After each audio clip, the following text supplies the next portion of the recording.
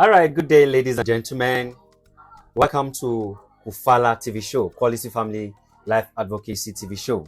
My name is Timothy Shichet, as you always know, and today we have a special personality in our screen today. We'll be asking him some few questions, and I want you to know that he's the right man for today. And he has impacted a lot of lives, and he's still impacting. And he's a married man. More information will come from him. But then, sir, we're glad to have you here. Thank you. So, sir, please, can you tell us just a little about yourself? All right. Hello, viewers. Glad to be here today. And thank you for being a host for what you're doing. My name is Kefas Kure. I am a teacher by calling. And I'm currently the coordinator of JET's Kaduna Study Center. And I'm married, and I live in Kaduna now. I just moved into Kaduna early this year to stay and then to work, continue our ministry here at JET's Kaduna Center. Okay. So I'm so excited to be here and to be interviewed by the host himself today. All right. Thank you so much, sir. You can hear that. He missed out something. I will tell you. He is a doctor. He's a doctor. He didn't mention that. He's a humble personality, and probably he wouldn't want to make that out. But then he is a doctor, and he's a pastor by calling, not just a teacher. So he moved into Kaduna from Jos. So, sir, you are married, and the topic we'll be discussing about today concerns you, because for some time you've been in and out of states, and your wife also have been in and out of state, and you're married and you have children, I believe, right, sir? So, and there is supposed to be a bond between husband and wife, family members together. So, how have you been able to manage this? How have you been able to manage the distance that you have between you and your wife? Okay, thank you so much. I must say now, it was not a very good experience, but because of the things that we had to go into, we had to do that for some time. But I'm glad now that that distance has been cut short. But for any reason, keeping distance or staying away, distance can be understood differently.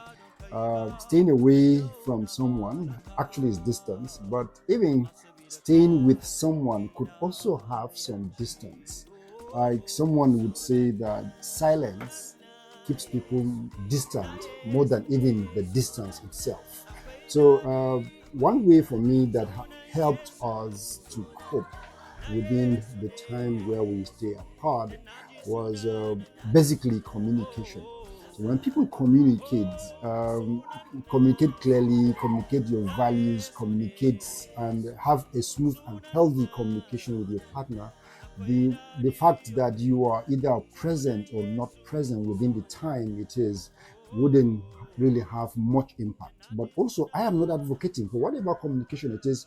Physical presence has no equal. As much as you can, physical presence is very crucial and doesn't have an equal.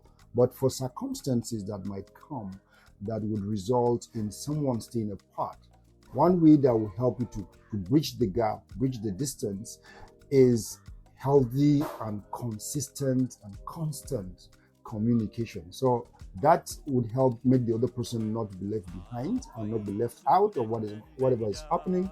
Be sincere in communication and being intentional about what is happening to you, and by that showing concern and love that you have for the other person. Well, thank you very much. So, sir, what can you say about, is there anything like verbal and non-verbal communication? Yeah, definitely there are verbal and non-verbal communications. And verbal communication, of course, have to do with you talking and explaining and somebody understanding and replying to you. That means communication has taken place. But sometimes by just staring, we are all Africans, and sometimes our parents will just stare at us, and you just know that you understand, you have the quote of what they are actually kind of saying.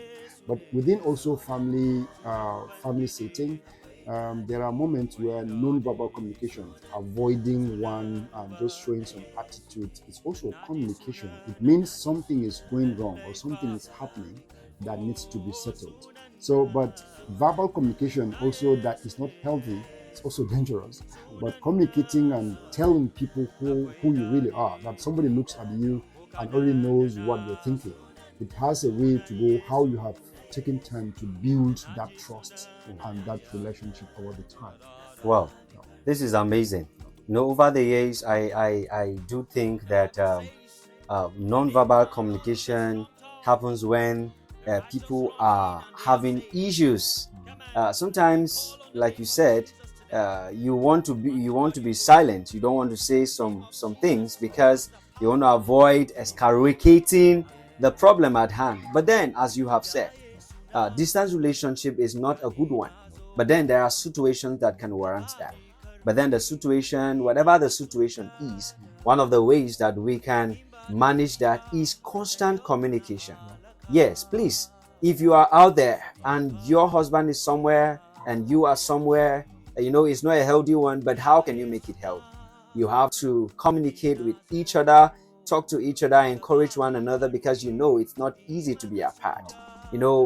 Being apart will separate you from so many opportunities, or rather so many things that couples are supposed to have.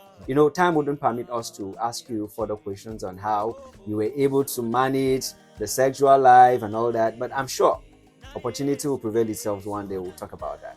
Thank you very much, Doctor. A pleasure. Yeah, it's a pleasure to have you. So please, what can you tell our viewers something? Yes. Hello, viewers. My sincere comment and my sincere advice on this matter, particularly, is that as much as you can, try to avoid anything that keeps you distant. Distance, like I said from the beginning, doesn't necessarily mean physical distance. Silence itself.